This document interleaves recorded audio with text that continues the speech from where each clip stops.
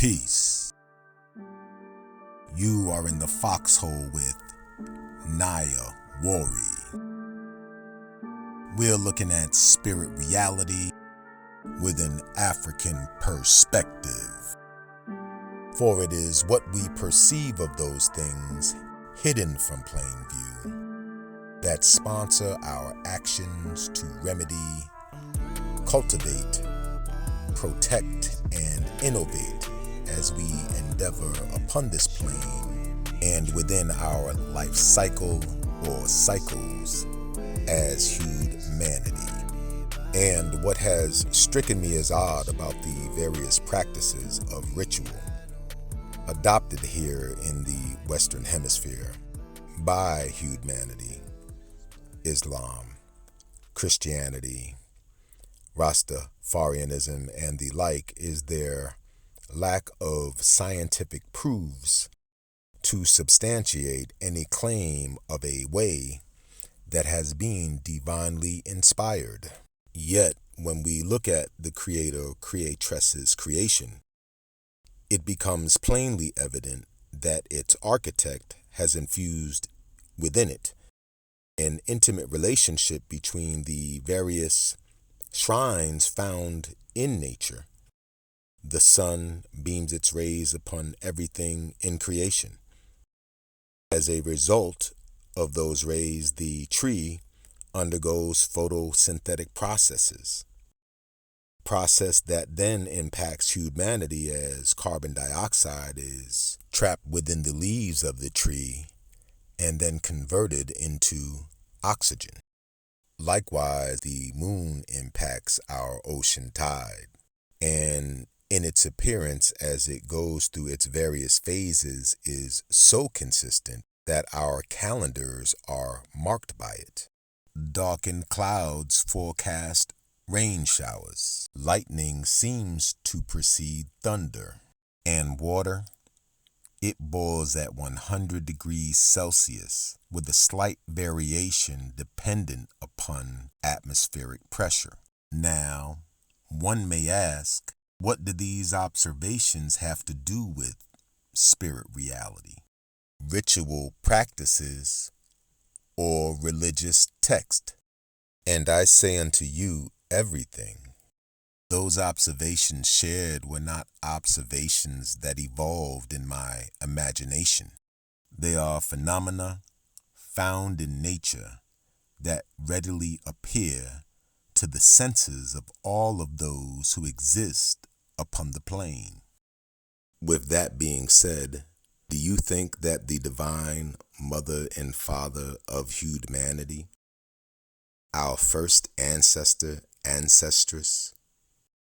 who left such an indelible mark upon creation, would they inspire texts which principal truths bear no fruit?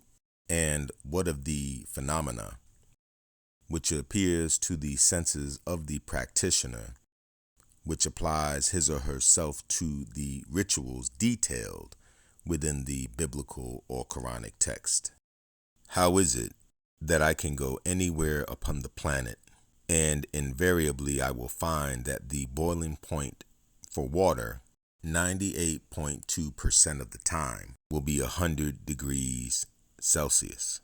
Yet the practitioners of these faiths have not identified through some scientific method the laws that govern the spiritual domain.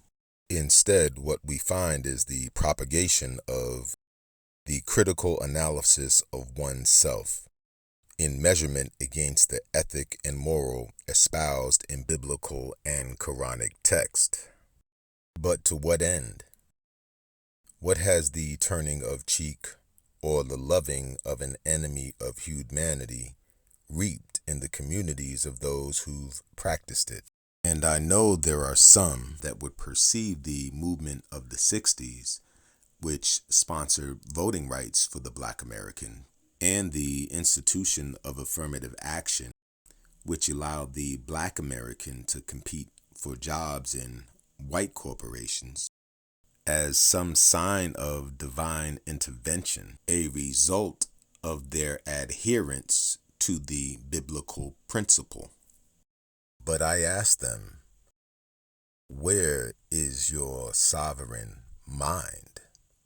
If the spiritual practices which you engage in be divinely inspired, where is the evidence of the gravitational pull and effect of those practices upon the social tide in which you live?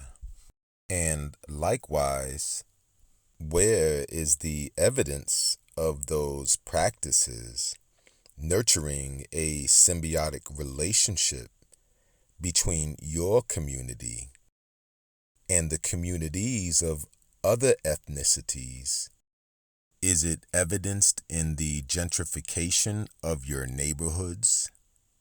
Is it evidenced in the racially biased statutes that give lengthier sentence to the black youth than the white youth? Or in the inner city school districts that, due to a lack of financing, struggle to gather the resources adequate to nurture learning? And again I say, where is your sovereign mind? I hypothesize that it has been disintegrated into the Western socioeconomic, in which you as a product carry the branding, the last name of the ancestors of those who are responsible for this ongoing criminal enterprise. From what great heights have we fallen when one considers the likes of Jean-Jacques Dessalines, Toussaint Louverture, Carlotta Lucumi, Ya Asantewaa, Marcus Messiah Garvey, and others. These uncompromising Africans held no degrees, only the sovereign mind of a liberated soul.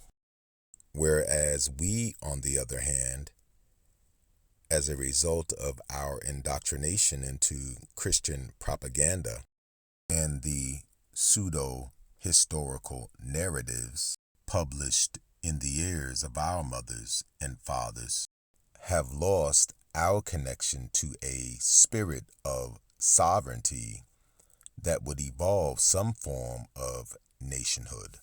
Instead, we have developed a savior complex in the face of white supremacy, protesting and appealing to the whites whom have developed a God complex. But like the late great elder ancestor Dick Gregory said, if you think there's a universal God that needs a white supremacist system that hates you to teach you something, you're already in trouble. And furthermore, we are the only people who opt for education over liberation, the right to vote over determination for self-governance, whereas those Europeans who feigned some divine purpose for their encroachment on our lands came saying one thing: give me liberty or give me death.